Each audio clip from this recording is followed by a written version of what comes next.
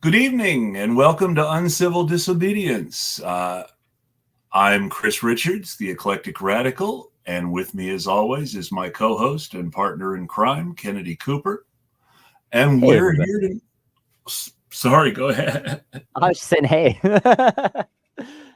And we're here to talk a little bit about Afghanistan, which we have to say that we're not experts either in Afghanistan specifically or in foreign policy. But we've been studying up to try not to make too big a fool of ourselves because we think somebody should talk about it who's not coming from the fairly typical State Department, MSNBC, CIA sort of viewpoint on it. Yeah. And I think that, one thing that we are both somewhat experts in is that imperialism is bad. We've both studied that particular topic in various ways, for many years. And I think that we can make a case that imperialism is always bad. Green imperialism is especially bad. And that these lenses apply to Afghanistan. And we'll do our best to be as sensitive as we can to the topic along the way. Obviously, there are great scholars from Afghanistan that could tell you more about the history than we ever could. But that's what we're going to try to do, is just explain why we shouldn't be there. Even if we can't explain everything. Well, and there's a long history of people who shouldn't be there trying to be there.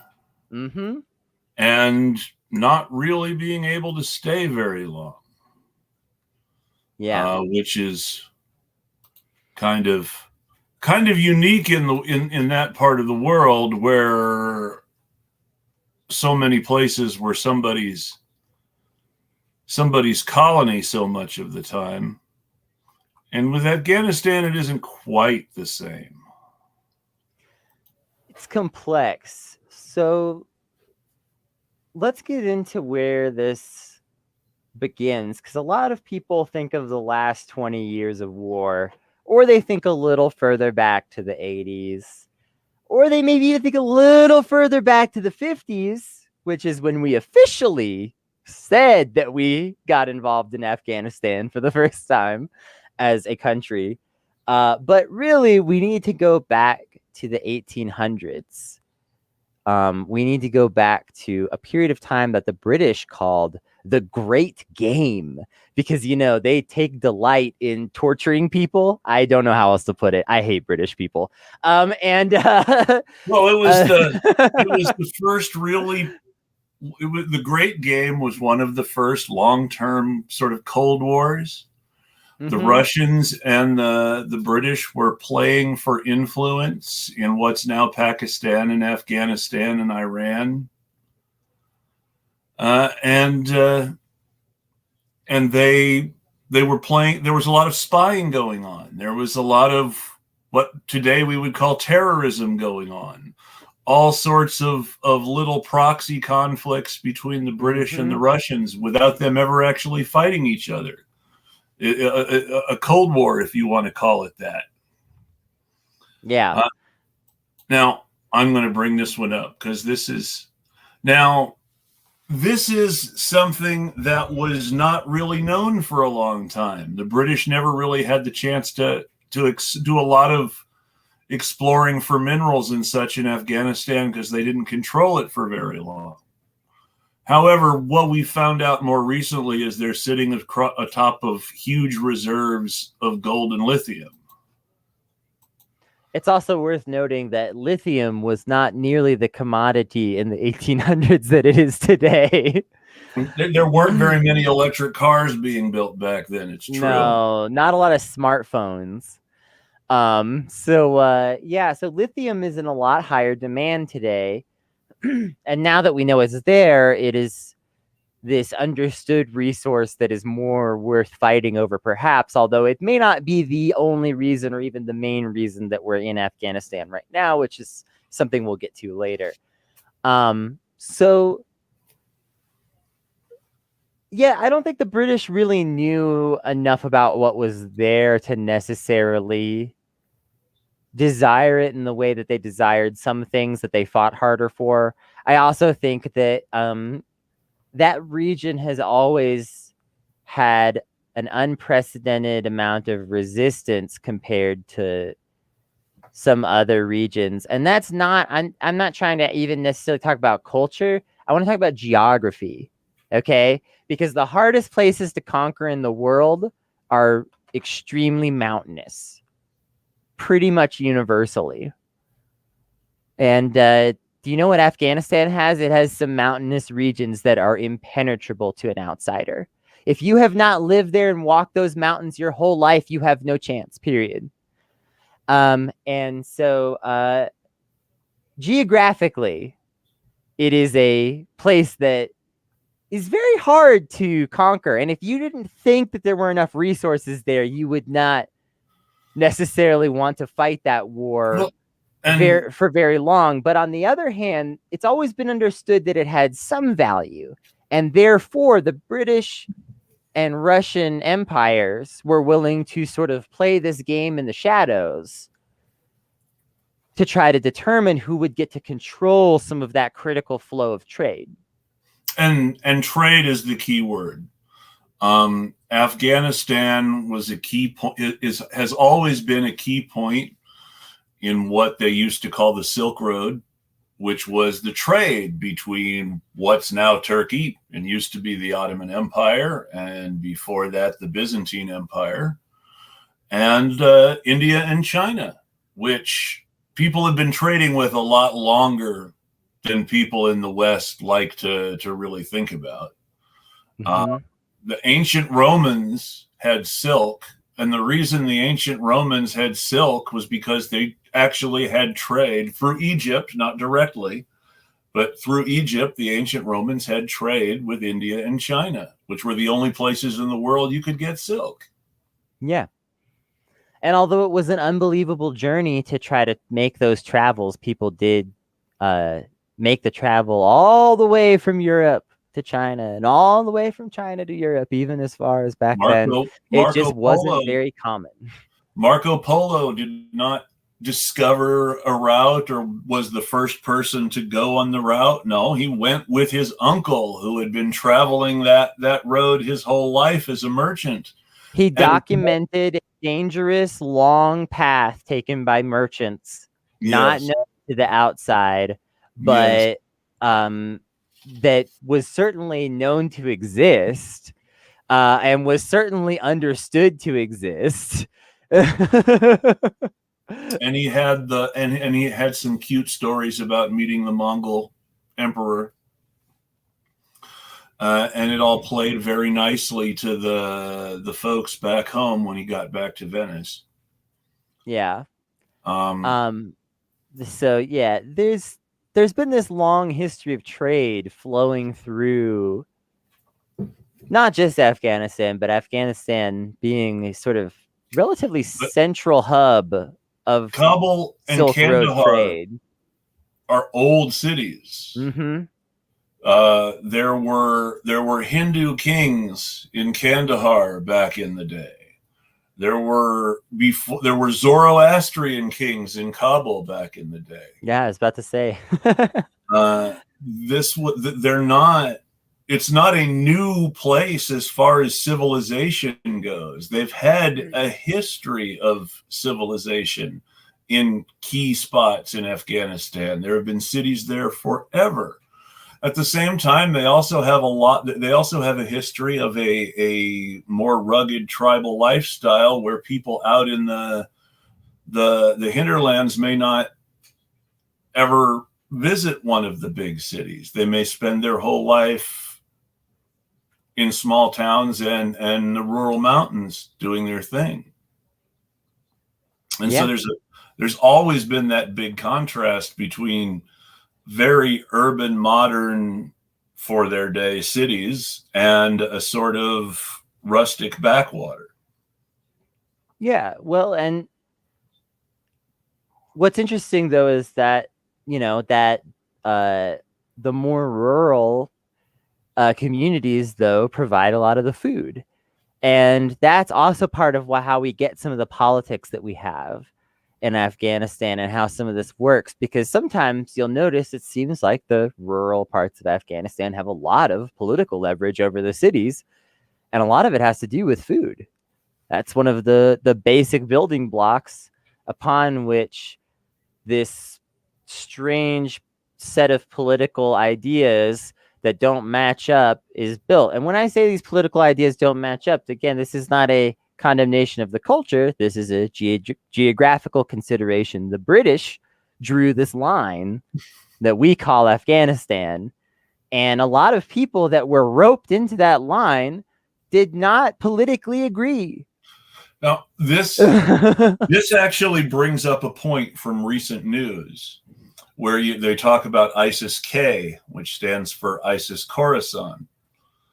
Khorasan is a province in Afghanistan now, but Khorasan was a word that many people, especially people from the southern part of the country, Kandahar and such, or from the northern part of the country, used to describe the whole country.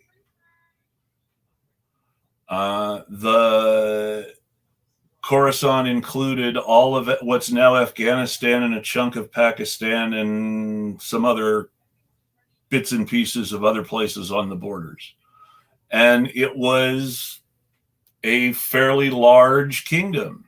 And that was the country that the Afghans believed they lived in when the British showed up. General Elphinstone, who fortunately left diaries because he got killed in the first Anglo-Afghan War, but Lord Elphinstone wrote about how nobody in Afghanistan ever talked about Afghanistan. They only talked about Khorasan. Mm-hmm. Yeah.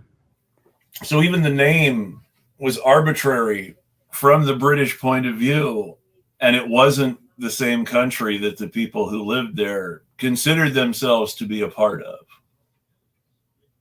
Yeah. So when you just draw lines and say, this is your country now, that can create a lot of political turmoil. And that has been the intention of these empires at times, was to draw lines and say, this is your country now.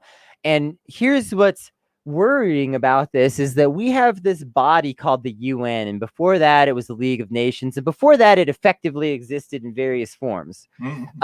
And it was just an informal club of bullies at one time. But basically there has been this sort of idea of Western acceptance. Yeah. And the UN exemplifies this in a lot of the ways that it operates. Deliberately so, I should point out. Mm-hmm. One of the reasons for the establishment of the League of Nations, and the UN is essentially the League of Nations with more power to actually do things, as long as the Security Council is in agreement. And Woodrow Wilson said outright that the purpose of the League of Nations was to maintain white supremacy over the rest of the world, so that countries like Japan or China would only be, or Russia even to some extent, would only be admitted into the larger polity of international affairs when they were acceptable to the white folks. Yep. So what does the UN do? The UN says, we will legitimize your country and provide you with all of these benefits that come with being legitimized, which are many. But you have to be the country that the British drew. You have to be this line that was drawn by someone else. And again, this is intentional, because if countries in various imperialized parts of the world, including what we generally refer to as the Middle East, were allowed to form on their own, then they would have formed more stable governments, able to compete with the Western European powers. And of course, the goal was to prevent that. That had happened once. It was called the Golden Age of Islam. And Europe was so put off by it that they spent the next 500, 600, 700 years, however long it takes to get to today, beating brutality into people that did not really believe in it. Like, if there are things that you find objectionable about modern extremist Islam, that's okay, but blame it on the British. Well, also the Americans, also the Americans and the Saudis. Yes, but we'll get to them later. Right now, we're still in the past, and it's just the British, okay? Well, also the Italians. Let's talk about the Pope. Let's not talk about the Pope. Let's move on. Okay. The Pope didn't have much going on. The Pope didn't have much going on in Afghanistan. No, but I mean, because we're talking about Protestants and Eastern Orthodox and Muslims all in this mix here. There weren't a lot of Catholics. The stretch of the Crusades was deep, though, especially in terms of their desire to destroy the culture created during the Golden Age of Islam, which included a lot of progressive and tolerant ideas societally. It included the most advanced medicine in the world by far. Yes. It included some of the most advanced mathematics in the world. And many other things that, we would consider very desirable. I mean, if you were living in Baghdad in 1100 AD, you were living at the pinnacle of society and technology. That's kind of strange to think about in our modern context, where you see pictures of Baghdad and it is like a ruin. Well, we blew it up. Why do you think people blew it up? Why do you think we blew it up over and over again? Dude, that's the point I'm trying to make, is that Baghdad was such a power.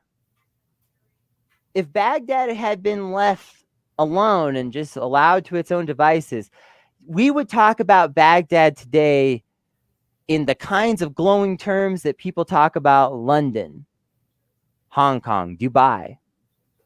These cities of magnificence where trade happens and people make the big power plays, where big money is exchanged. That would be Baghdad, except that it was destroyed like 100 times in the last 500 years. Oh, and Baghdad, I don't even know how many times. And I'm not saying Dubai in a good way, but I'm just saying in the way people talk, because I see the comment. But I agree with you. Fuck you. Yes, we're in agreement. But just in terms of how people talk about like a shining city of opulence where money moves around, that would be Baghdad. I'm not saying for good or bad necessarily. I'm just saying that's what it would be. It used to be. Before the decision was made to isolate Saddam Hussein, Baghdad was that kind of city. You have to understand, Iraq was the third biggest oil producer in the world. In the 1960s and 1970s, Baghdad was up there with Riyadh and Tehran as far as the oil magnates on the Middle Eastern side. Yep. There were some very rich people in Baghdad. Well, and that's part of what's frustrating for the imperialists, right?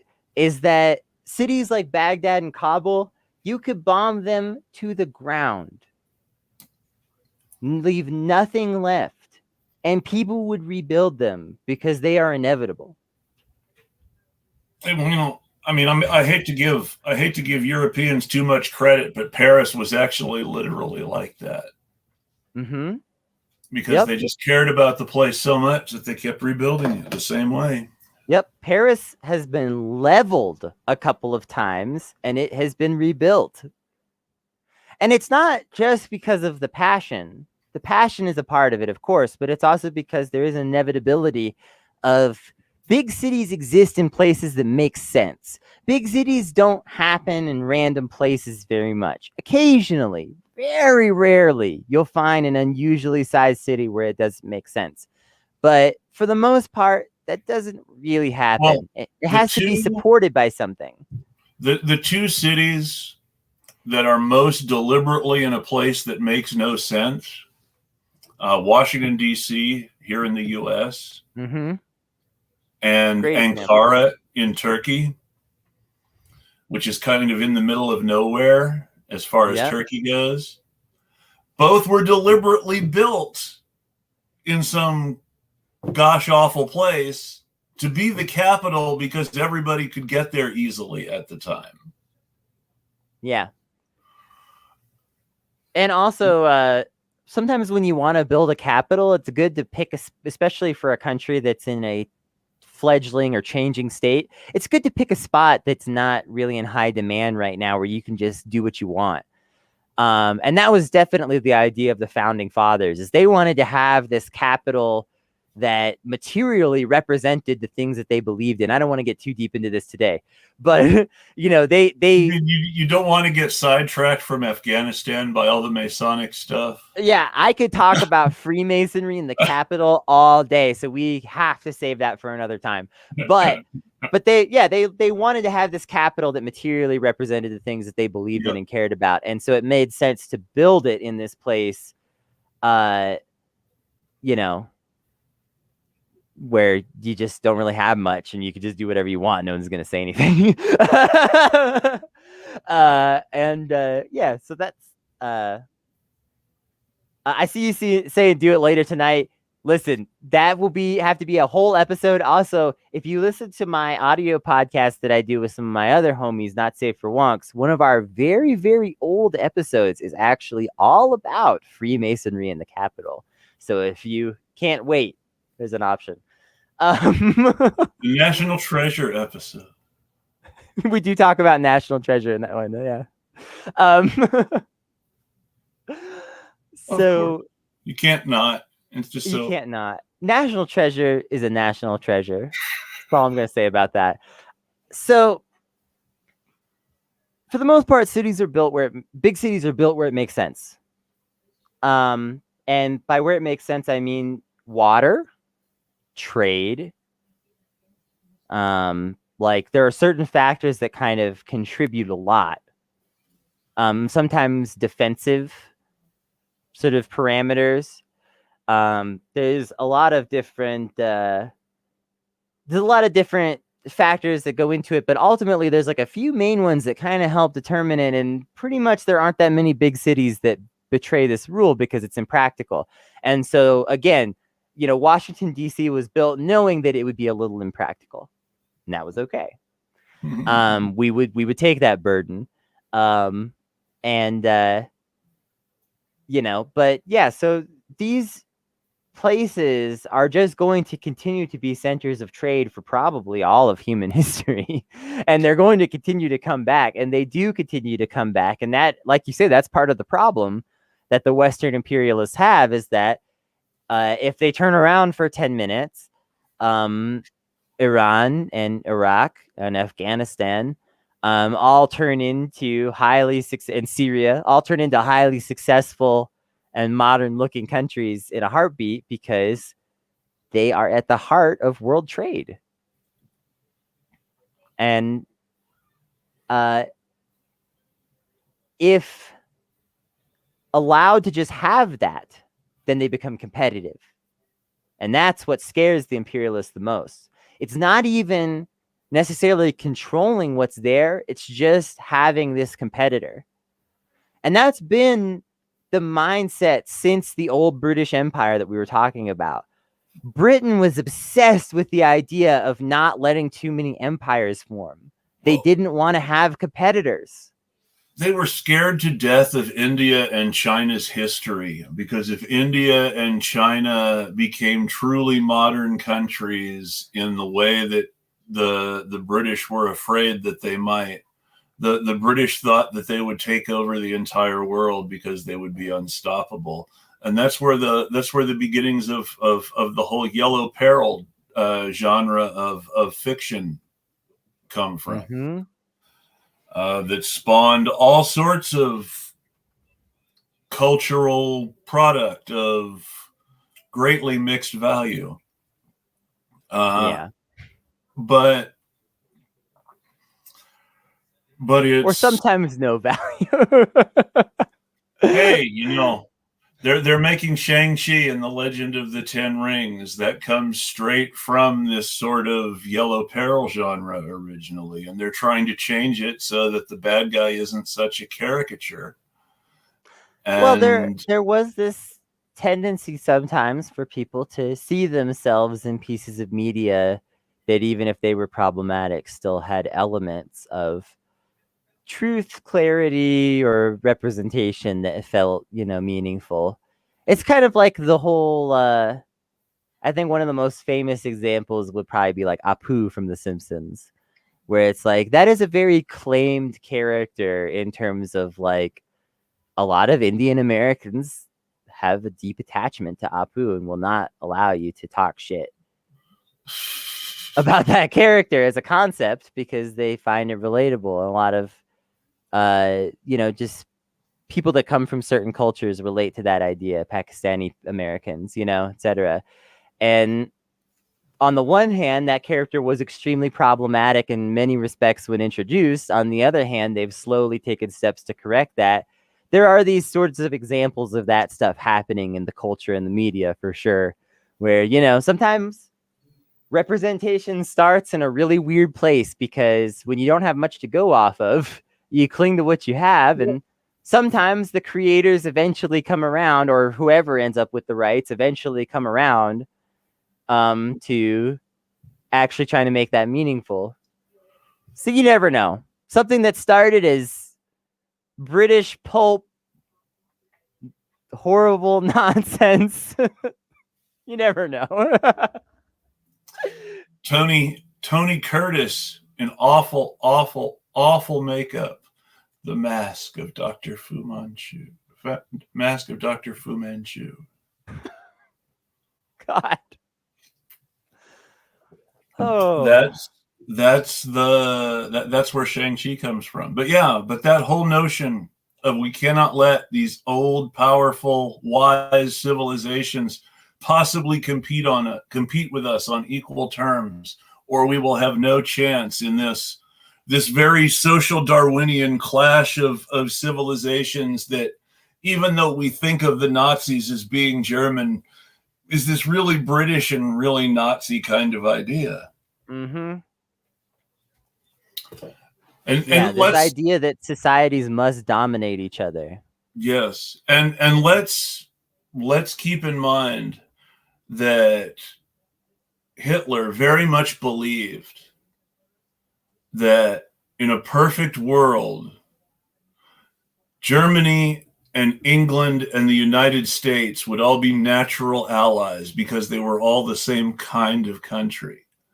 And you think about that for a moment and you're like, okay, so why was Hitler saying that? But then you read about the British Empire and you read about slavery before the American Civil War, and you read about Jim Crow after the American Civil War, and all the things that so-called northern states did that were just as bad as the Jim Crow stuff you know about. Hitler had a reason for thinking that the UK and America were a lot like the Nazis. He copied them. The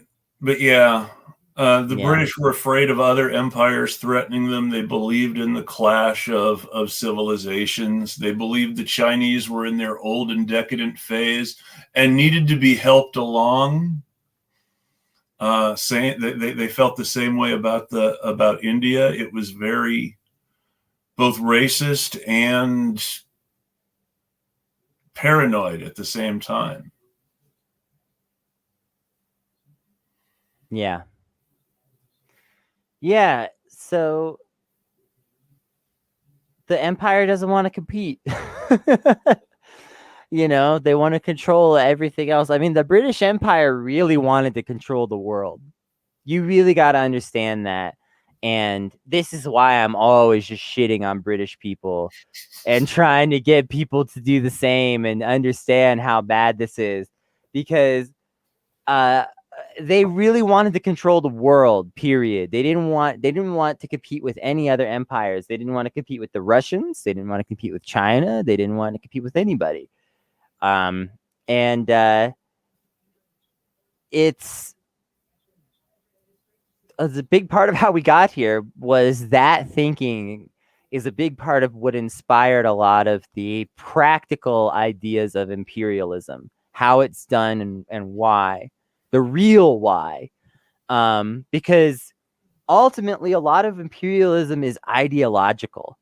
There are these motivating factors such as resources. And, people always say stuff like follow the money, and you should.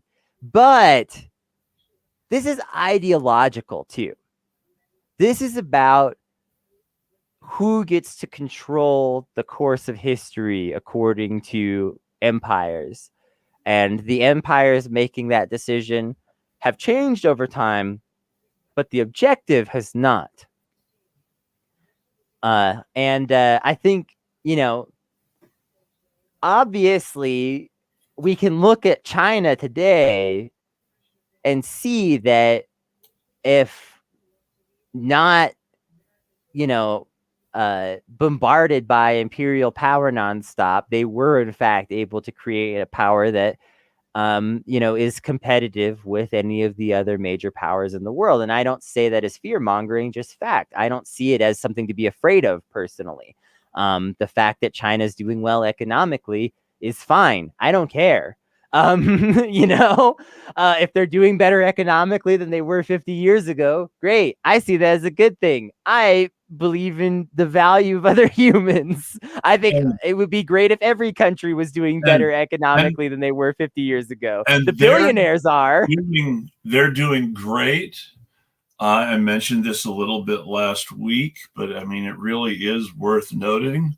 When people talk about how capitalism has made people in the world less poor, what they're actually talking about is market socialism in China. And it's really important not to lose sight of the fact that capitalism's biggest success has been in a country that's still run by a communist party. And which still has many socialist characteristics to the way that it runs some things, even if it is not entirely socialist. Especially compared to the United States, some of those aspects do still exist. So it's kind of curious that capitalism is succeeding best with some socialism as training wheels. It's kind of like something socialists say a lot. Anyway, so if left alone, then Iraq would be an incredible power on the world stage. Iran would be an incredible power on the world stage. Afghanistan, that's more debatable because, again, I think the solidity of that border so tenuous. But could still be an incredible power on the world stage. A lot of these countries have slowly unified. Iraq in particular has one of the most profound cultures of people who decided to come together and say, yes, you know what? We are all Iraqi and we're going to take pride in that. And we're going to come together and support each other and support these different cultures being here. And that was Iraq before we bombed the shit out of it. Yeah. Exactly. That was the reason that the shit got bombed out of it. Go look at photos. Like there's been some going around Twitter, and go find this stuff for yourself. Go look at photojournalism of Iran before United States intervention, of Iraq before United States intervention, of Afghanistan before United States intervention. Find those photos and tell me that we are helping those countries. Tell me that with a straight face.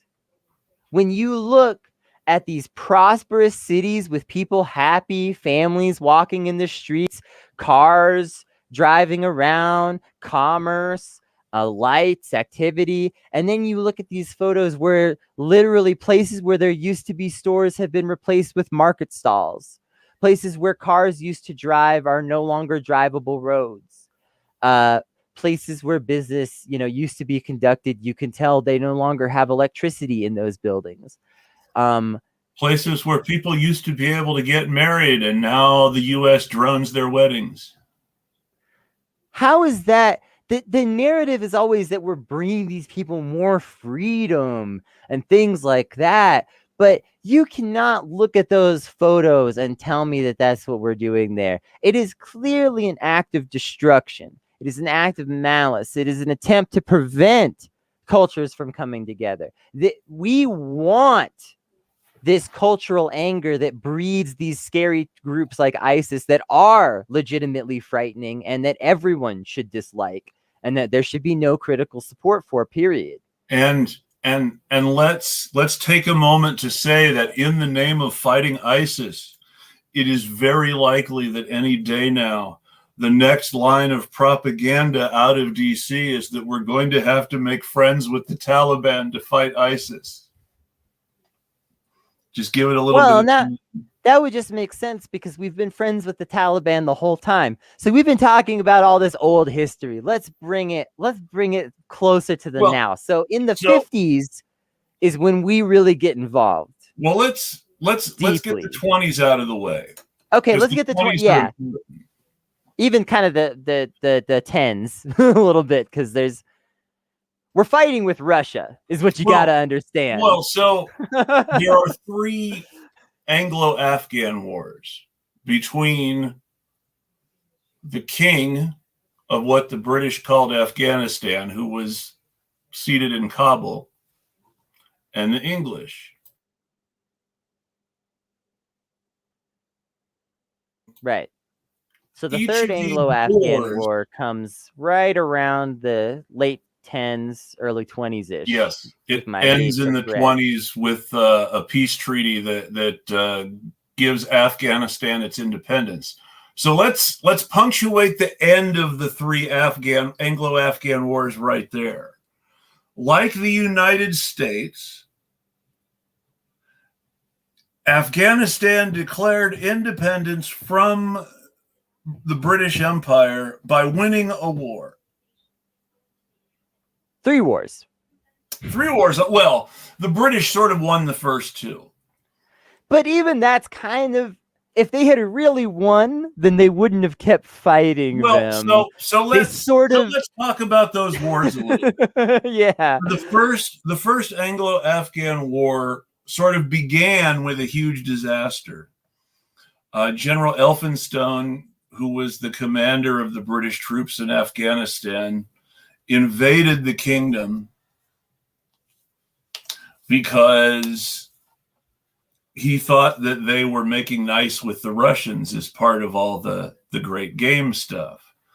And the Afghans were very good soldiers, and the British didn't want them siding with the Russians and becoming involved in a lot of heavy fighting, and so they invaded the kingdom of Afghanistan. General Elphinstone was ambushed, and his army was slaughtered, and he was killed, and it was a disaster of tremendous proportions. It was one of those disasters the British loved to go on about. And then they sent a new army in, and the army went to Kabul and wrecked the city and took the king off the throne and put a new king on the throne and left again. Well, actually put the old king on the throne. Yeah.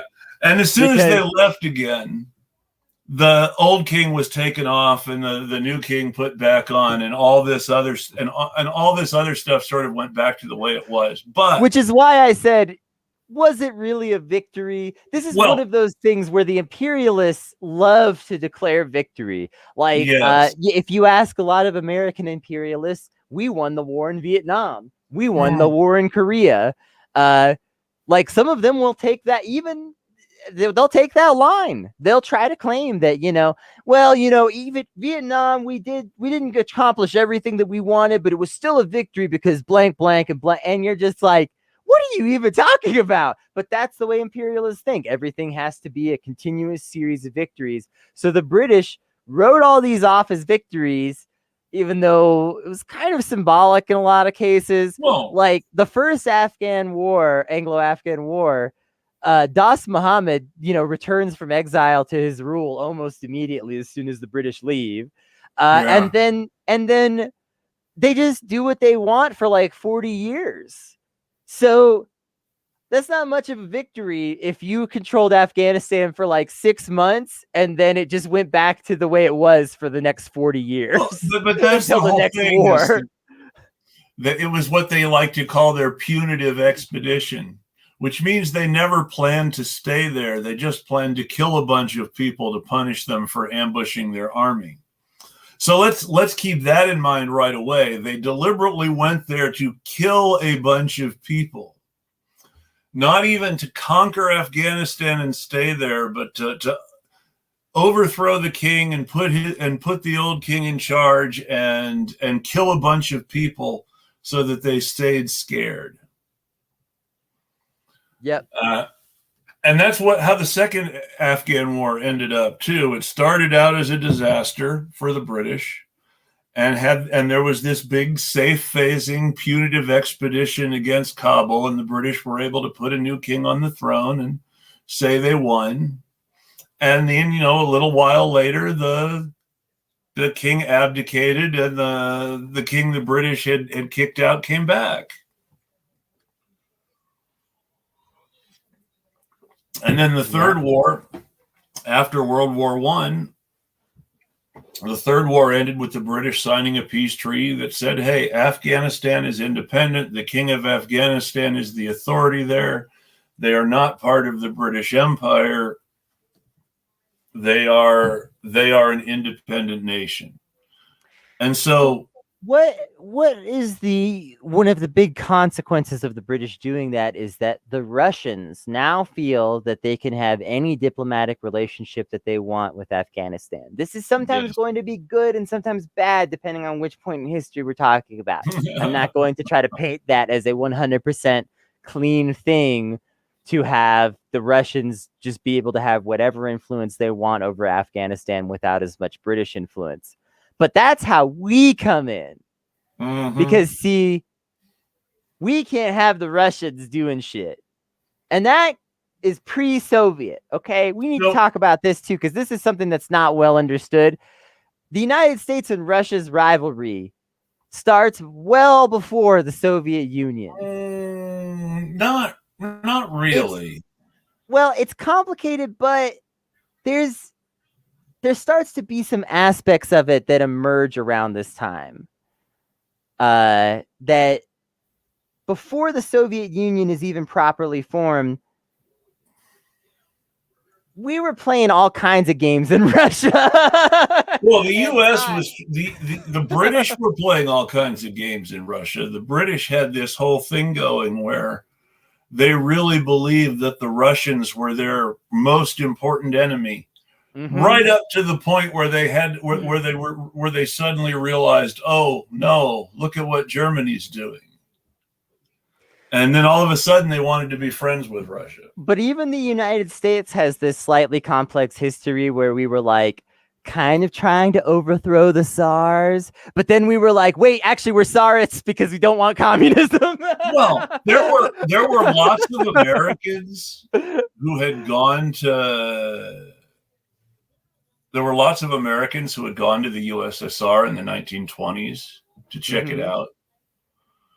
And then those of them who hadn't come back who hadn't come back yet were mostly killed by Stalin, which is another whole thing.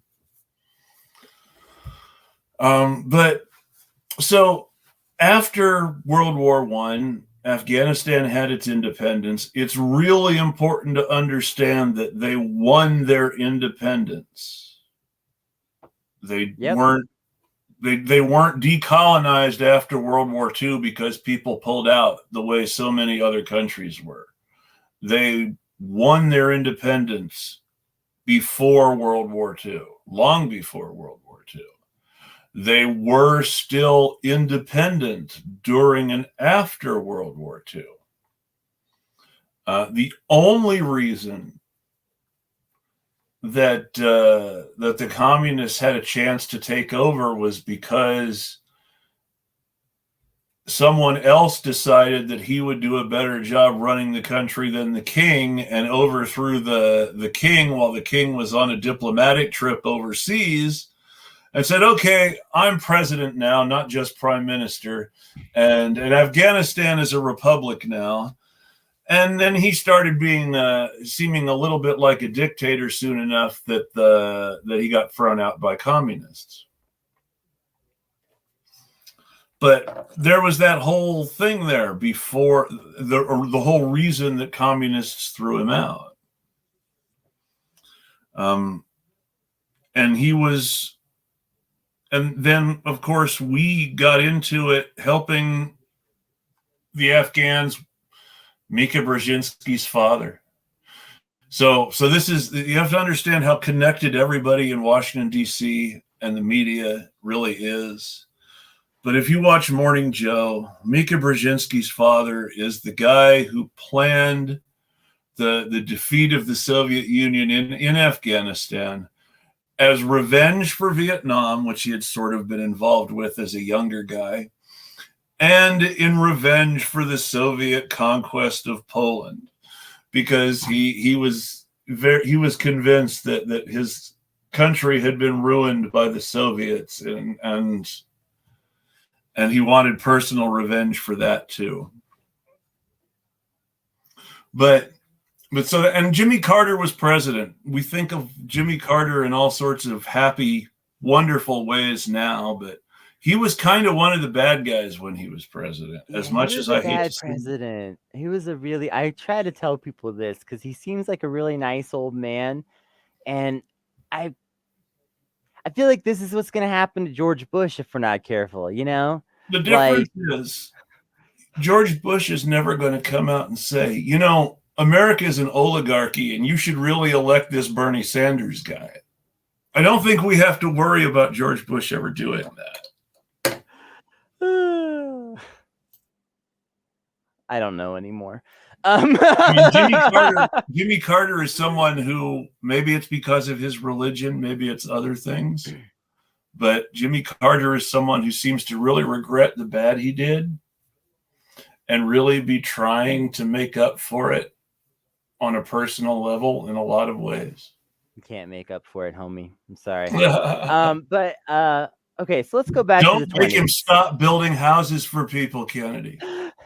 You say that, he'll stop building houses. Don't get me started on Habitat for Humanity. Let's go back to the 20s. So the British lose and recognize Afghanistan as a country, but they're not happy about it. Also, the United States doesn't like the idea of the Soviets having a great relationship with Afghanistan and doing whatever they want down there, which would potentially mean oil independence for the Soviets completely, and cutting off, you know, us from large sources of oil, completely changing economic history were it to happen.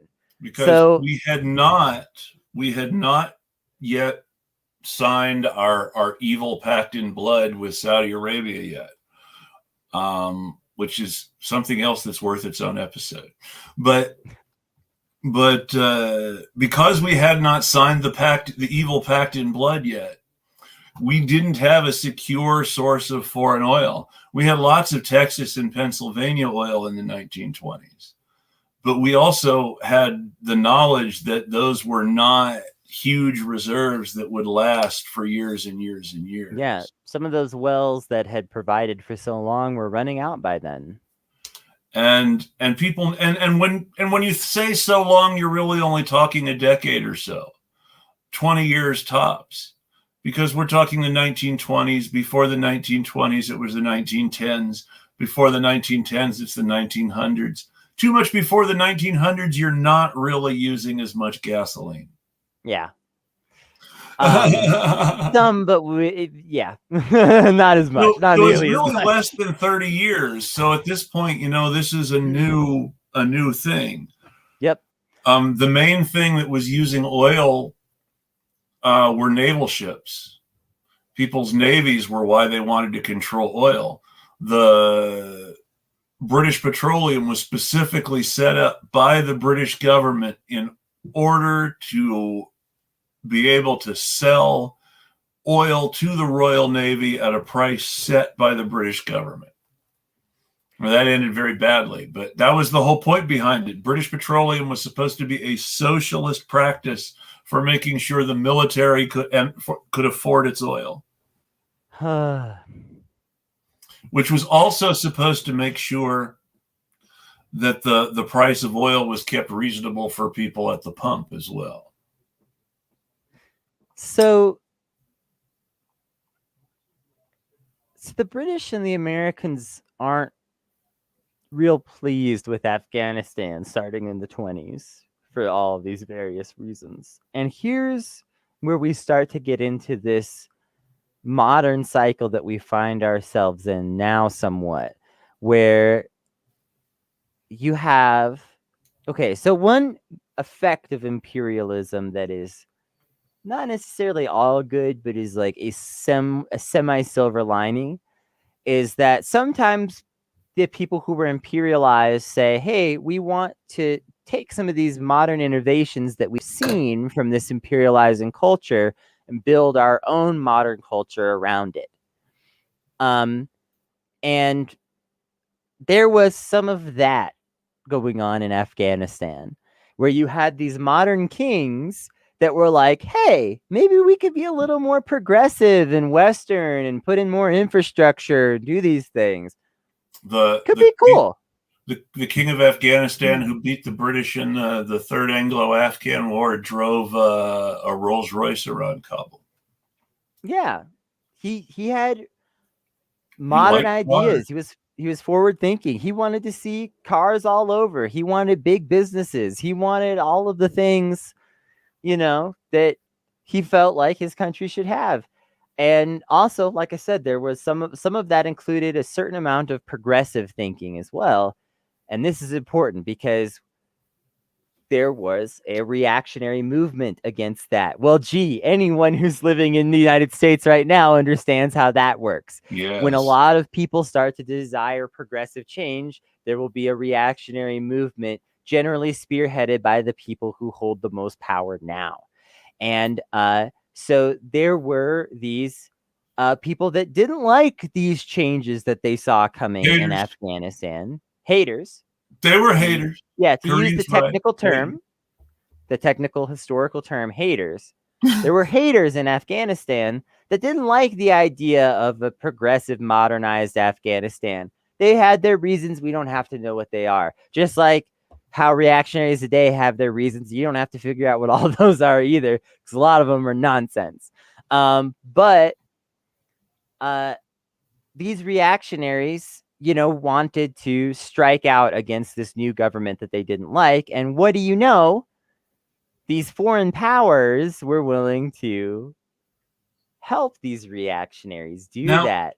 And so this is how we get in this cycle of we are the ones that prop up the hardline reactionary extremist elements within these societies. And then once they have power, we go, oh my God, do you see this? We have to do something. In some cases, when they have power, we cuddle up to them and say, these are our friends.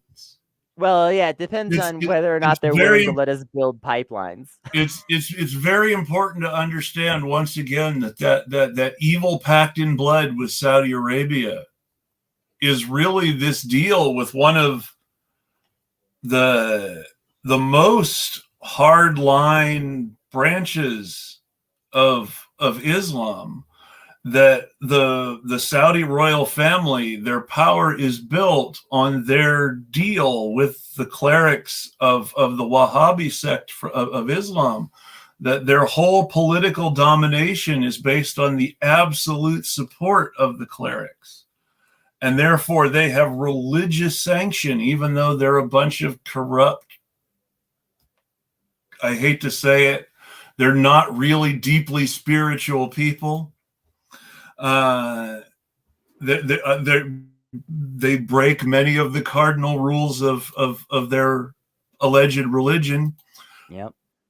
But the clerics support them because of the deal between the family and the clerics. And the family has stood up to their end of the deal. That is one of the reasons that the Saudis execute so many people every year, because they have stood up to their end of the deal with the hardline clerics. Yeah. Now, the United States historically really has loved to support those kinds of groups. Well, it's really convenient when you support a regime like that, because you can turn on them at any time.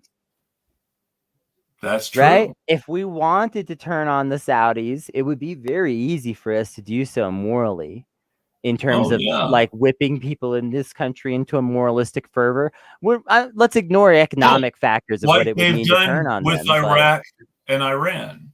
Right. Yeah. Or Afghanistan. Yes. Because we supported the Mujahideen. Yes. Well, hold on. I don't want to quite let's back it up just a step and then we'll get there. Yes. So starting in the 20s, the British and the United States start to support extremist reactionary groups in Afghanistan and other places, but let's try to keep our focus. And support these people attacking the government regularly, support them making protests and things like that. And this goes on and on and on. Literally, it starts in the 20s, and in every decade, you can find an attempted revolt in Afghanistan against the government. Might not have always been very serious, but, the January 6th revolt didn't have to be that serious to concern us and make us realize how bad things were in this country, right? Like, even if a revolt is that unserious, it can still provoke problems. It could still, I don't know. There's a lot to say, but and let's be real. If your form of government is a monarchy and your king is within reach, then something like January 6th becomes much more serious. Yes. Because kings can be difficult to replace when the mob gets their hands on them. The French had a whole problem with this back in the 18th century. Yeah. And say what you will about the problems with monarchy, but a very progressive monarchy is better than imperialism. I'm just going to say that. It's better than being imperialized by another country. So every decade, basically, you can find some attempted revolt that was backed by the British and other Western powers, and especially also the United States. And this goes all the way up into I hope I don't mispronounce this too badly, but the Sower Revolution, which is the Communist Revolution. Yeah. The Communist Revolution of Afghanistan in the 70s. So in the late 70s, Afghanistan wanted communism. This was an independent revolution. It had its own ideas, leadership, philosophy, thoughts, and ideas. Sorry, I already said that, but it had its own. It was its own fully formed. It was not.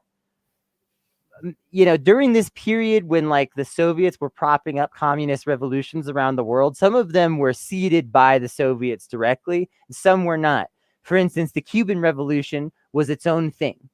And that's also part of why Cuba and the Soviets had mixed relations, not always good relations. Castro really wanted to stay friends with the U.S. He had to be argued by Che into doing things with the Soviet Union.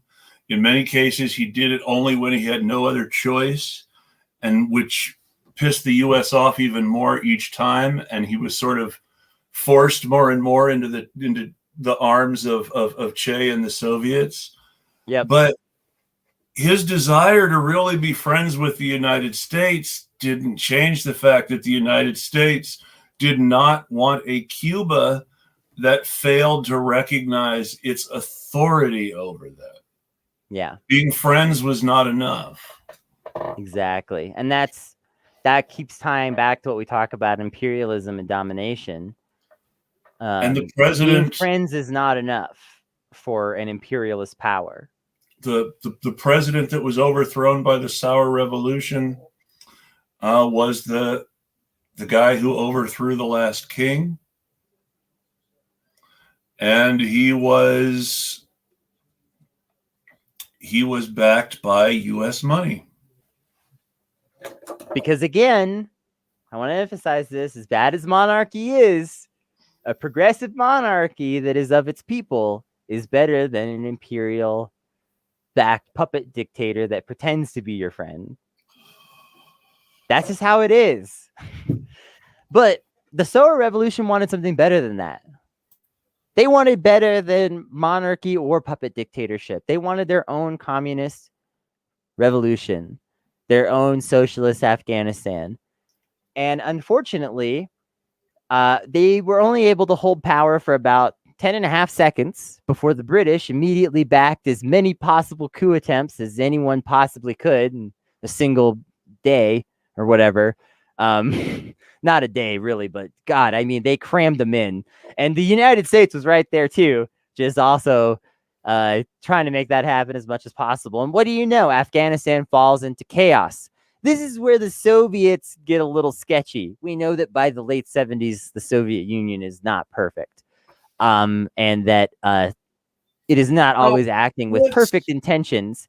And as it steps in this way that is complex. It's overall the right thing, probably, but it's also a power play. Well, and it's a power play that puts Afghanistan, unfortunately, in the crosshairs.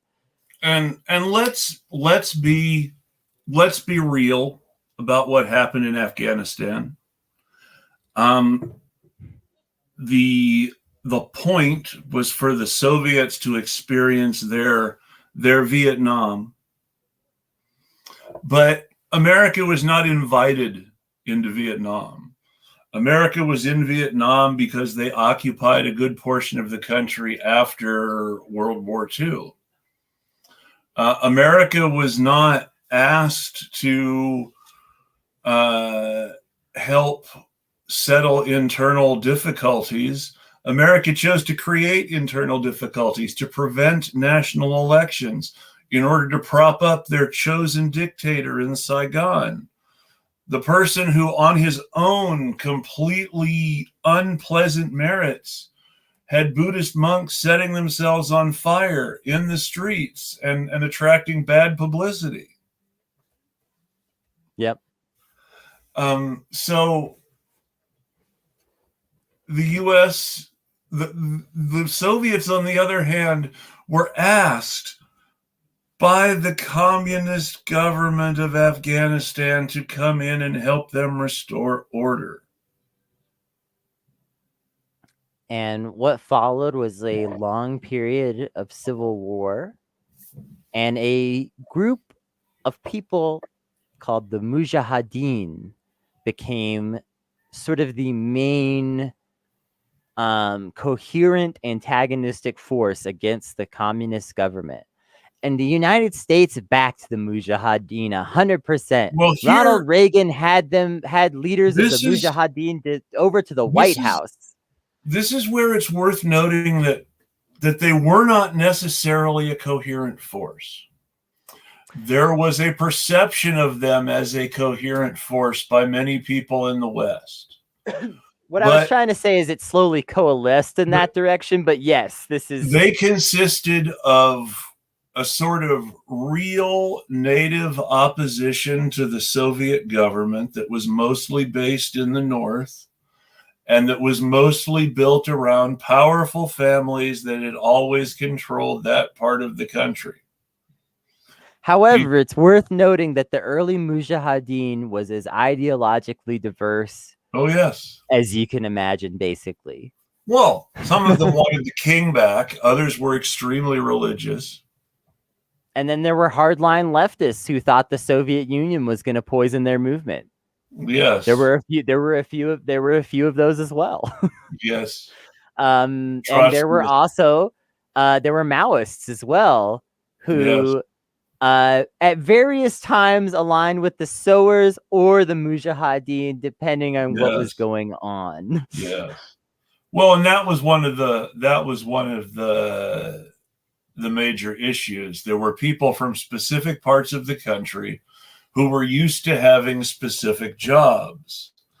If you were used to running the army, then you wanted to run the army, whether you were running the army for the Soviet government or for the government that for a very short period of time preceded the Taliban, or for that matter, you wouldn't mind running the army for the Taliban if they were going to let you, as long as you were still running the army, because that was the job you were used to. So the Mujahideen slowly sort of coalesced in a few directions. And one of the directions that became the most prominent was the Taliban. And it's worth noting that the Taliban were originally not part of the group that was extensively backed by the U.S., but they were heavily backed by the U.S.'s ally, Pakistan, and all of Pakistan's aid to the Taliban was essentially coming from the U.S. in the first place. Right. So, whether it was by proxy, how many hands it changed, it was still the same effect. Well, slightly less effect, because when it changes that many hands, a few other pockets get fat along the way. And these were the other two main Mujahideen groups. The first coalesced around families that had just always been in power in the north, all the way back to the days when the king ran things, some of whom kind of wanted to be king if they could. Others wanted to bring the king back, all sorts of differing ideas. And they were just opposed to the communists because the communists were a threat to their power in the part of the country they had always run. And then you had the group that became the Taliban, which was very specifically supported by Pakistan. And you had the group that eventually became Al-Qaeda, which was a group for recruiting and training and finding people from all over the world, mostly from the Arab-speaking Muslim world, but from other places as well, to come to Afghanistan and help the Mujahideen fight against the Soviets. And this was Al-Qaeda. This was Osama bin Laden. These were the people the CIA was deeply in bed with. We gave tons of money and training and weapons that they would have never had access to, training that they would have never had access to, things like that made them very powerful in a military sense, because the modern U.S. military is all about the leverage of one soldier compared to a inferior force. And that's been the case since, before Vietnam even. Since sometime after World War II, I would say. We've been very obsessed with slowly creating this modern soldier that is so well equipped, trained, and given so much infrastructure that they're able to fight like 10 or even 100 or even 1,000,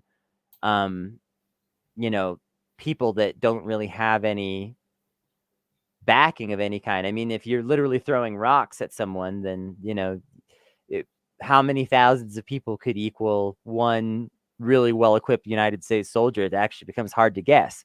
And so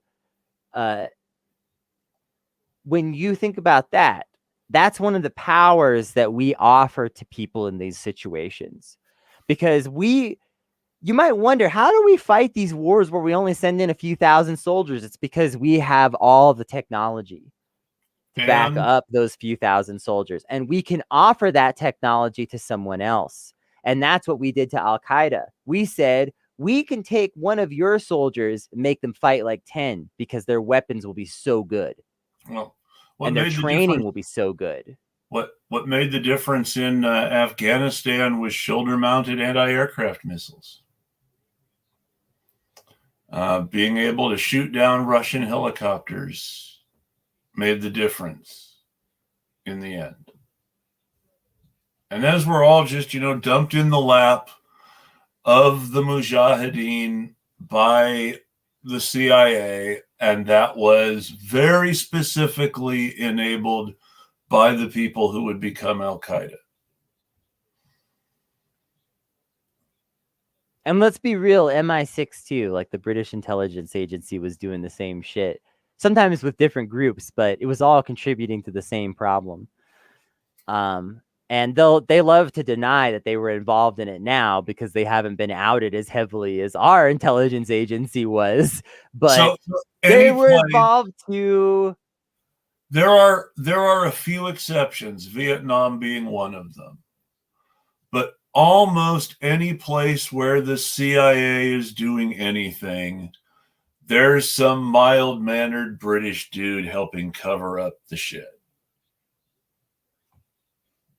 And if it's in the modern era, there's probably also an Australian guy creating the news cable. Well, that's the whole thing. The Australians were the only people who sent troops to Vietnam with the U.S. Australia. That was the one other country. Even the British wouldn't do it.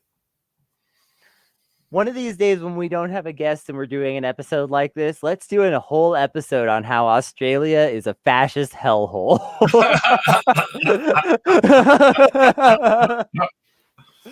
Yeah, because seriously, it's so fascist. And people keep saying, well, we need to copy the Australian healthcare system. No, you don't understand. Our insurance companies combined with Australian fascism, that would just be bad. Like, if we have to copy one of these Western imperial healthcare systems, just pick like Canada or something where it's okay. Don't pick Australia. Oh my God. It's not that Australia's healthcare is bad for Australia. It's that the Australian economy doesn't have entrenched private insurance companies that make massive amounts of money to the same degree the U.S. does. Yeah. They have some private insurance companies and some private hospitals that cater to rich people. Yeah. That private insurance isn't lathered through the entire system for the sole purpose of extracting rent from people. Yeah. So we prop up the Mujahideen, who becomes the Taliban and Al-Qaeda, who are groups that are linked in some ways, but not the same. And it's complicated to even try to explain all their relationships. And to be honest, I'm hoping to keep this episode closer to the 90-minute mark if I can. So I don't know if we'll get into all of that, but we get into this modern era, and here's the most messed up part of it all. And I know that we've talked about this on this show before, but the Taliban took power and we were fine with it. We were totally cool. We were like, you know what? This is great. The Soviets are out. The communists are defeated. The Taliban, this is fine. These are the kinds of religious nutballs that our friends from South Carolina are comfortable with. and it really came down to stuff like that. There was the military culture in the South really at that point in time believed that very religious Muslims were just naturally compatible with very religious Christians because of all the values the religions held in common. Which is kind of funny in retrospect, but let's be clear that, like, if you're concerned about the values of the Taliban today, and it is extremely fair to be concerned about the values of the Taliban today, then you would have hated the Taliban of 25 years ago that we were buddying up to. You would have found them absolutely disgusting because they were much worse than they are now. The Taliban of today tries to make gestures towards things that they know people want that might make them seem a little more palatable. I'm not saying that it's actually meaningful, but I'm just saying they put on at least a appearance of wanting certain things. The Taliban of 25 years ago really did not even pretend that they were okay with any sort of cultural progression, any sort of women's rights, any sort of queer liberation. They didn't even pay lip service to that stuff. Like, if you think that the Taliban of today is terrifying, they were so much more terrifying then, and we were saying it's fine. These are our friends. Well, and that's just, you know, that's kind of our history of things. We dislike communism so much, and let's be honest, the United States likes fascism so much. The United States loves fascists in other countries. You can talk all you want about how, oh no, we could never let that happen here, but the United States loves fascists in other countries.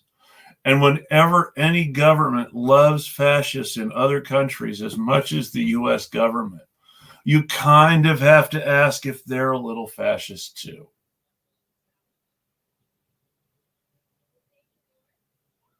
Yeah. So we were cozying up to very terrifyingly fascist people, and the only reason that we stopped and turned on them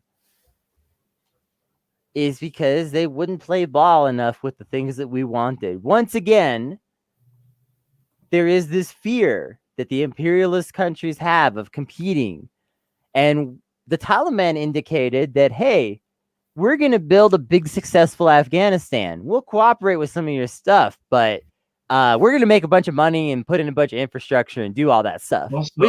They were eyeing Saudi Arabia and thinking that could be us. The United States lets them run that country however they want. It's worth noting here that the Taliban had some idea of the lithium and gold and its value. Mm-hmm. And the Taliban had even more of an understanding of the value of what has always been Afghanistan's number one export, opium. Yeah. Now, let's be fair. We could not have an opioid crisis in the United States without the wonderful help of the U.S. military in Afghanistan. That helped the Sacklers immensely. It's also important to understand how it helped the drug cartels that are traditionally friends with the CIA.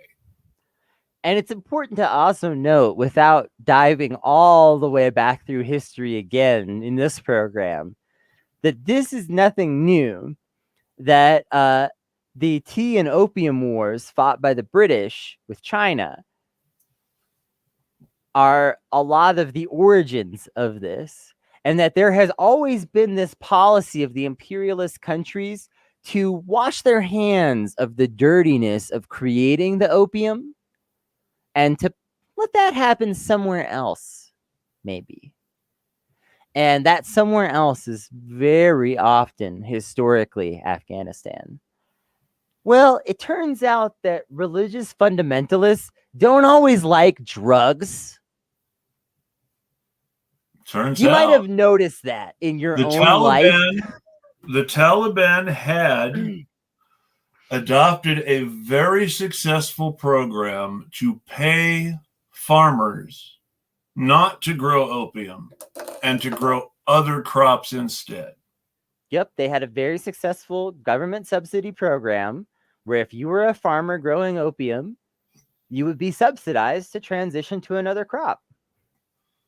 What's the issue with a program like that? Tell me. That's honest. It depends on whether face value. That's okay. It depends on whether you have an interest in the flow of illegal drugs and legal drugs. Let's not forget the legal drugs. Yep, it's both in this case for sure. It's very much both when it comes to opiates. Let's also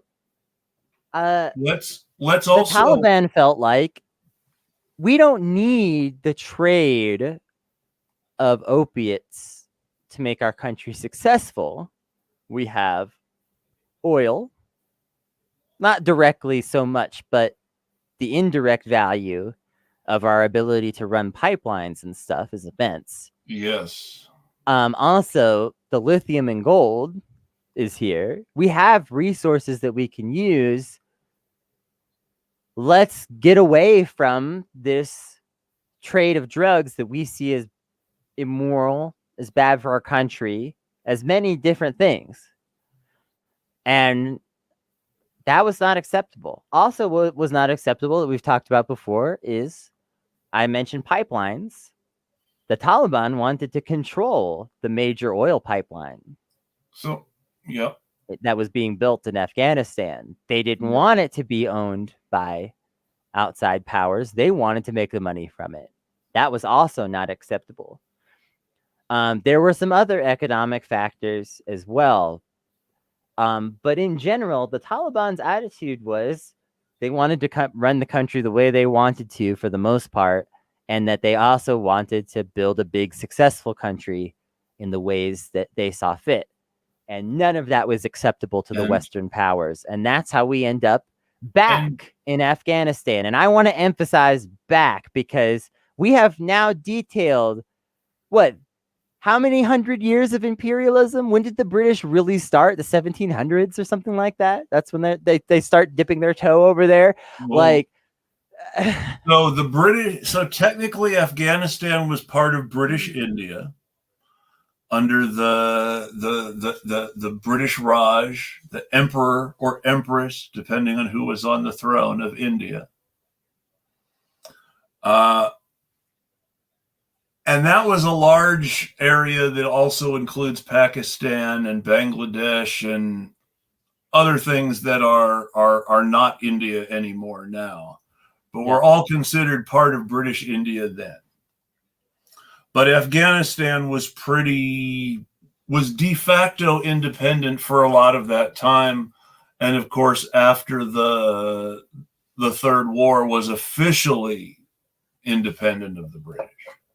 Yeah, of course, the British love to draw a line around the map and say this is ours without ever speaking to a person anywhere within 100 miles of that line. That was very British. It was. So when we go into Afghanistan in 2001, we're very much going back into Afghanistan. And I hate to say, obviously I was too young to really blame myself, but I hate to say that I had no clue that this was an old war. I thought it was a brand new war. That's how it was sold to the United States citizenry. This is a brand new war. We're going to Afghanistan because of this horrible Taliban government. We have to help try to get a stable government going that believes in democracy. It's important. Don't forget women's rights. Women's rights. Carolyn Maloney. Shit, that's so... how can anyone be opposed to women's rights? And obviously, even we here are big fans of women's rights. So when you use that kind of fear on people, it's really effective, because women's rights is something that is not universally believed in the United States, but it is very popular. And there was a time when some of this stuff about Afghanistan was sneaking into the popular culture. Some of the shows of the 90s, even before 9/11, in order to get us starting to other Afghanistan, we're starting to talk about how the Taliban treated women. Mm-hmm. And you know, it's really easy to use that kind of manipulation on people, because the human suffering that they're manipulating you with is real, and that's horrible, and there's no getting around that. And I don't want to make an excuse for that. I think sometimes people really do make excuses for it, which is awful, and in other cases they're accused of making excuses for it because that fits a convenient narrative to discredit anti-war talk. And so I just want to make it clear, I make no excuses for the suffering caused by the Taliban towards women or anyone else. I make zero excuses for that. But that said, we didn't actually help. And let's remember that the United States is a country that cares so much about women, we passed the Equal Rights Amendment, right? Right. Oh, wait. Right. Whoops. So we messed that one up. We just And had also, we just had Equal Pay Day, and let's be clear, Equal Pay for White Women Day. But we just if our goal was women's rights in Afghanistan, would we not have supported the stability of the SOAR government the same as the Soviets?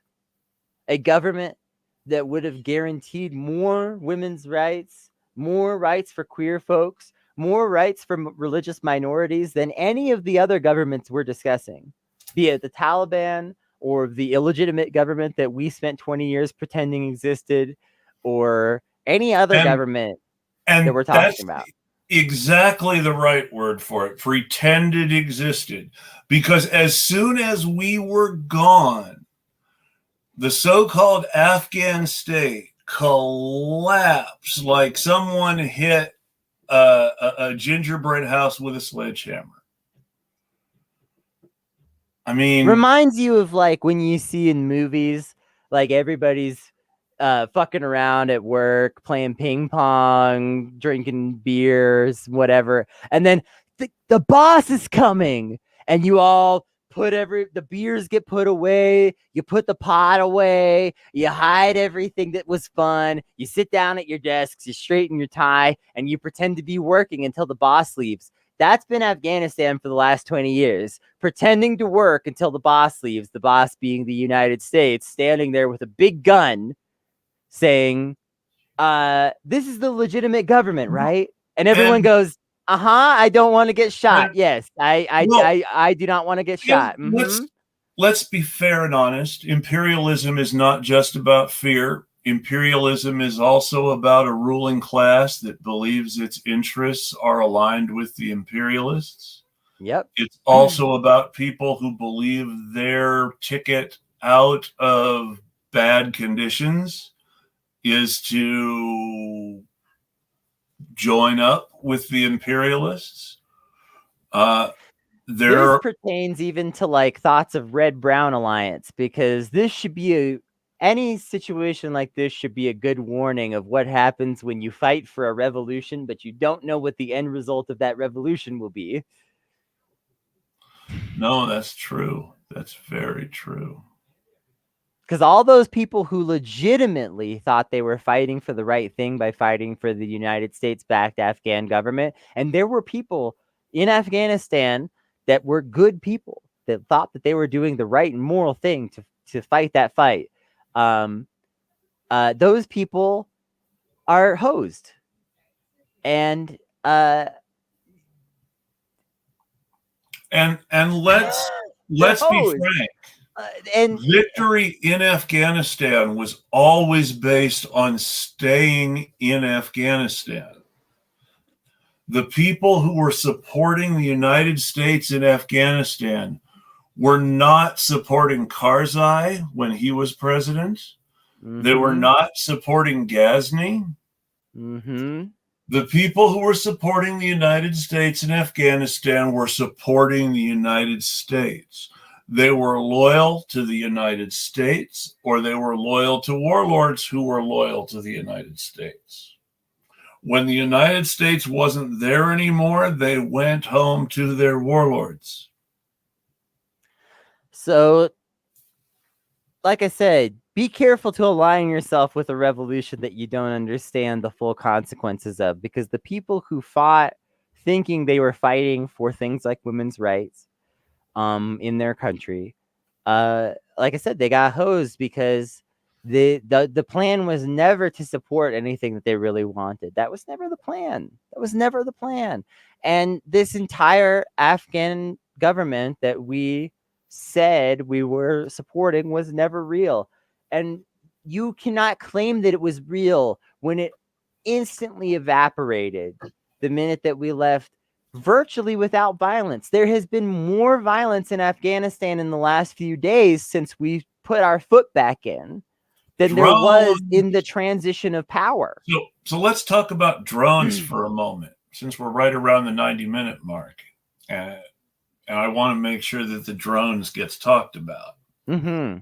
We decided, and it looks like we were really wrong, and I'll get into that in a moment, but we decided two people putting what looked like explosives into a van were terrorists, and we fired a drone at the van. And the van blew up, and 10 people died, 7 of whom were kids. Turns out they weren't terrorists. They were a family. They were hoping to evacuate to the United States, and they were getting together in the van because they had been told someone was going to come to help them get to the airport. They were putting their family's stuff in the van, not explosives. This is what we droned, ladies and gentlemen. And this is a big part of what drives support to the Taliban. Because if those were your family members, you would consider aligning yourself with anyone who would promise you justice. Wouldn't you? I mean, think about it, because, you know, they're actually our allies, people who we are going to help allegedly get out of the country. Let's shoot a drone at them, though. They look like terrorists. They're putting stuff in a van.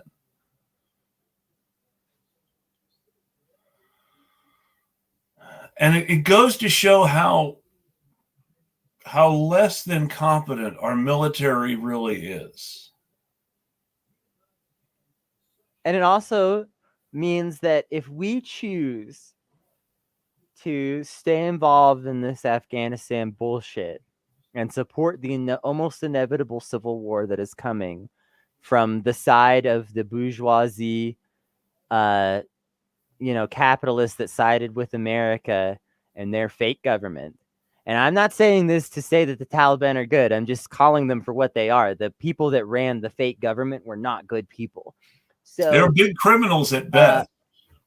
So if we're going to continue to support them, we are going to continue to support a war that is only going to become less winnable.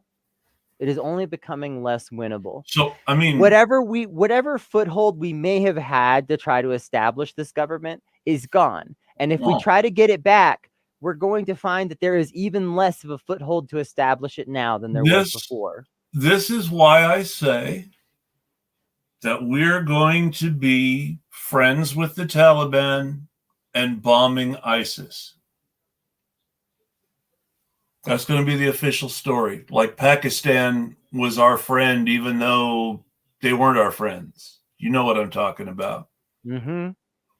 No, I know what you're saying, and I agree. I think that there is a very good chance of some kind of scenario like that. And that's the worst case scenario in so many respects. Because when we don't publicly acknowledge their government as legitimate, we only sort of acknowledge it in the shadows. We don't have as much leverage to enact actual social changes. It's true. The best pressure that we have, if we really want to change the way that women are treated in Afghanistan, and you can apply this to any situation like this that you see in the world where you see the imperialist powers doing these things, the best chance that we have to actually change that is to legitimize their government and then force them out into the open in the light of day. And trying to operate in that context, they will have a much harder time enacting oppression. But if we only ever half acknowledge them, if we always say, well, so they're kind of our ally because there are worse people we have to fight, but also we don't really fully legitimize them. Best examples I can think of. Whatever they want. Best examples I can think of. Cuba under Fidel Castro and North Korea under Kim Il-sung. So these are situations where, first, it was never as bad as the Americans like to say.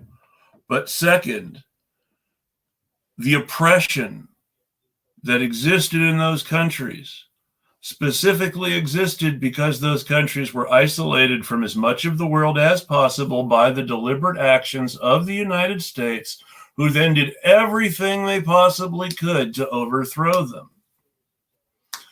Kim Il-sung was technically still at war with the United States. I mean, not with the United States, with South Korea. There was no peace treaty. The big U.S. Army presence in South Korea. The reason we ruin it every time North and South Korea actually start to have peace talks.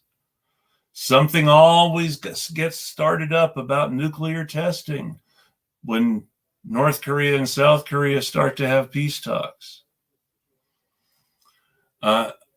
We're scared of a united Korea.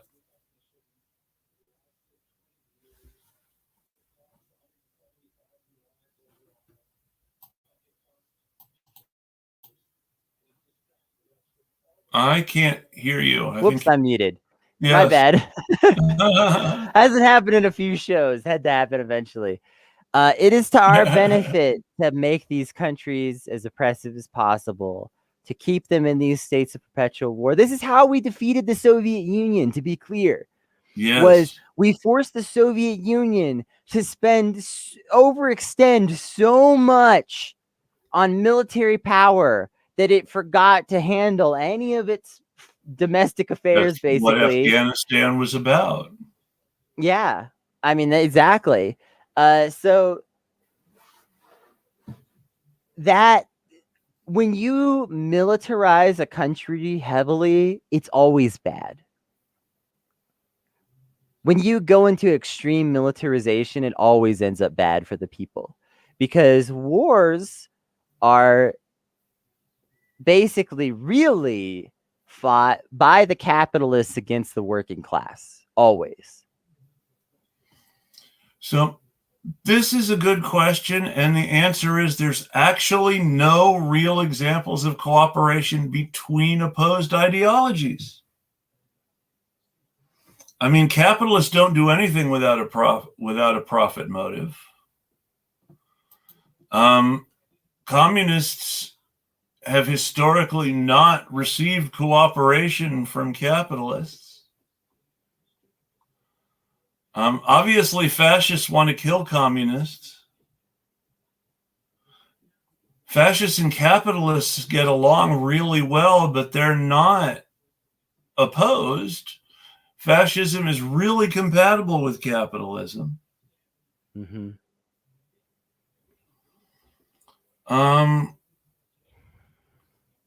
I think it's fair to say that there's no cooperation there's never been any cooperation between opposed ideologies. Yeah. In fact, I can think of many, many historical examples where cooperation between opposed ideologies would have kept away an invading force, and it pretty much never happens. The invading force, if you have extreme ideological division in your country, the invading force wins. And that's just keeps bringing it back to what we're talking about here, because part of the problem with modern imperialism is these things are known. Okay? In the past, ancient forms of imperialism, like the Roman Empire, they didn't fully understand they understood some, and they certainly developed a lot of evil politics.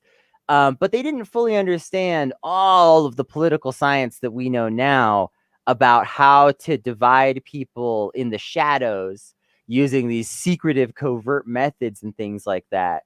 They didn't understand all of that to the fullest extent. But now we really, truly understand how to keep a country from ever unifying, how to keep a country from just ever really finding its footing, how to keep it always struggling and sort of just wallowing in these like situations like we see. And yeah, if your enemy is ideologically divided, they cannot stand against you. That's how it works. And that's the playbook here to divide the leftist movement too, for the record. And that's true. When we see all this purity testing garbage over issues that don't deserve it, some of that is being led by people that want to divide the left unnecessarily. Think about it. Well, absolutely. I mean, who really tries to divide a movement over loyalty to celebrity politicians? Loyalty or disloyalty, even, because we should talk about both sides of it get used. I mean, even like the Hassan thing, that was almost an example of like negative loyalty in a sense, where an attempt was made to smear him more than was strictly necessary after a certain point. And it's like, a popular leftist content creator that's very good at reaching people that are currently unradicalized and radicalizing them. Very interesting that certain people would go out of their way to demonize him, especially. Now, I have my criticisms of Hassan's house. I have my personal feelings about the ways in which people display their class, the ways in which people use their money, the ways in which people have their own financial responsibility to the revolution, all kinds of shit that I think about, okay? But that said, there were people that were like, again, trying to make it seem like you cannot possibly like this guy, or you're a reactionary, counter-revolutionary, piece of shit asshole. And it's like, I think who does that benefit?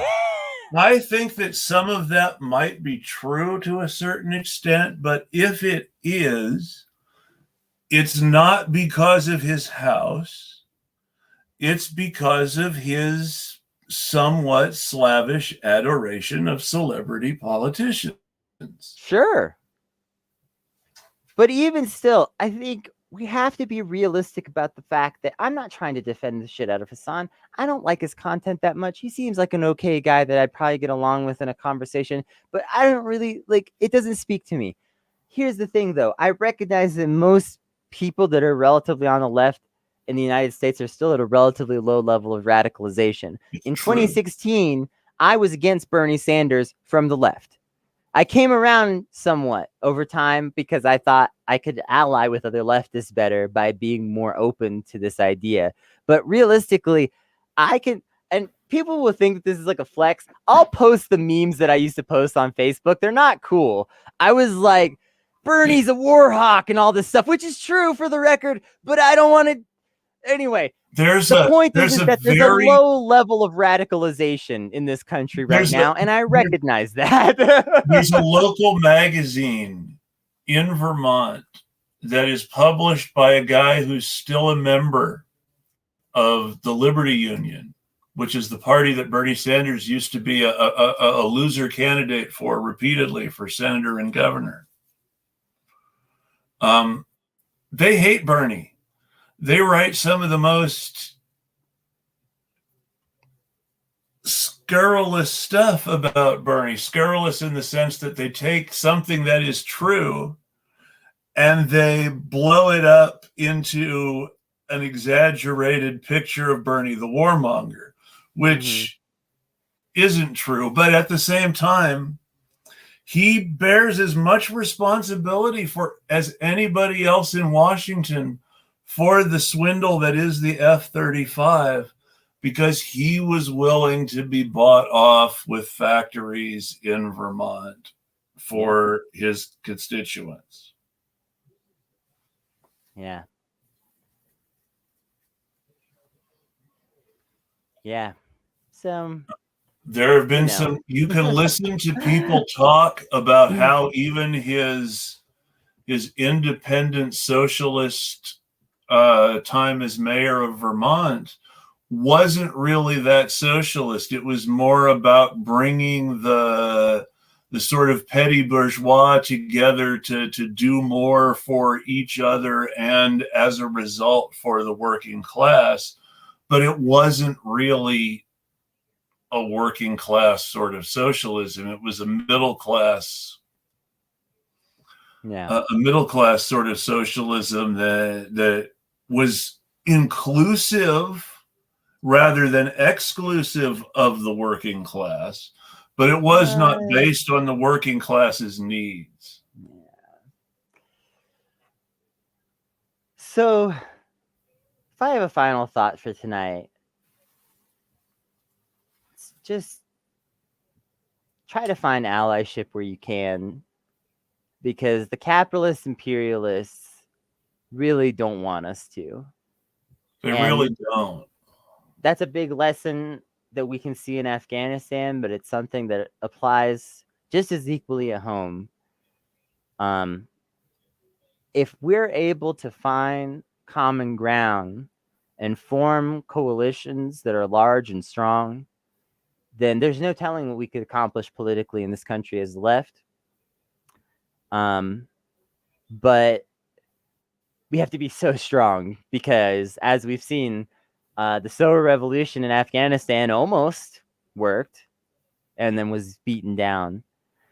And we really need to work on finding the ideological center of the American left. I know that's really hard and that's a huge task, but that's what I really think. For a brief moment, and I don't know, if you're really looking for something that's inspiring for Americans as Americans, which I'm not sure is the right approach, because I think that something that's inspiring to Americans as Americans really means inspiring to white Americans as white Americans. Yeah. But if you're really going for that route, then the closest that America ever came to living up to its own ideals was in Mississippi from about 1865 to 1875. And the closer you get to 1875, the less it's still living up to those ideals. But so at most you have a decade where the United States really tried to make Southern blacks equal parts of their societies, and sort of got tired of it after 10 years and couldn't keep it up and was just wanted to be friends with other white people again. And so you have to remember that it's just never worth it to give it up for your white friends. Yeah. Yeah. We gotta stay strong as revolutionaries. We really do. Because I think it's great that you brought that up, actually, because it's not always overt violence that tears these movements apart.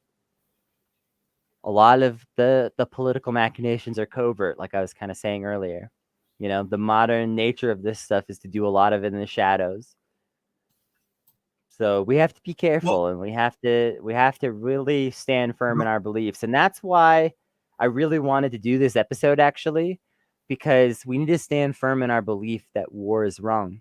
Yes. And we need to stand firm in our belief that the war in Afghanistan is especially extremely wrong. Yes.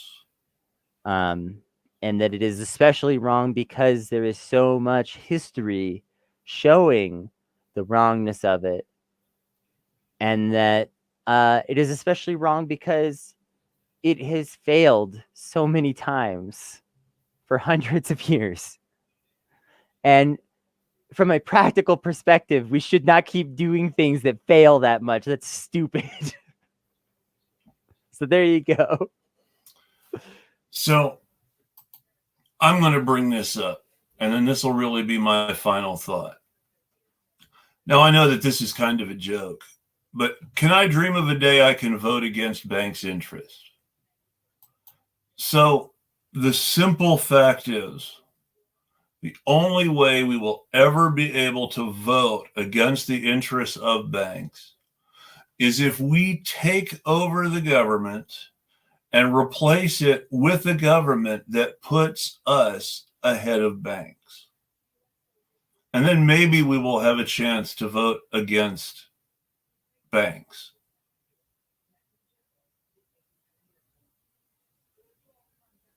Yeah. Or maybe one day we'll have all public banking and you'll only be interested in voting for the bank because it benefits you. Well, and you know, Ron Kim says that Wall Street is really, really scared of that. Mm-hmm. Now that would make the US a whole lot more like China. And while I don't see the United States really supplying the level of service to its people that China does.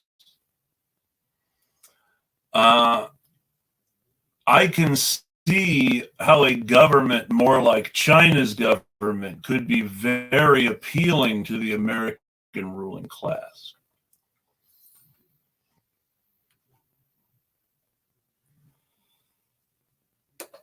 Scary thought for everybody.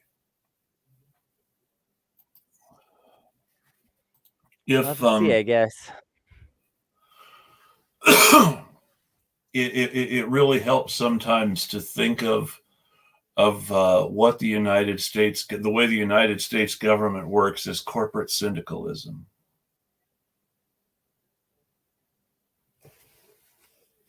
Yeah, that's pretty accurate. And the more power the corporate syndicate gets, the less it actually allows the government to do.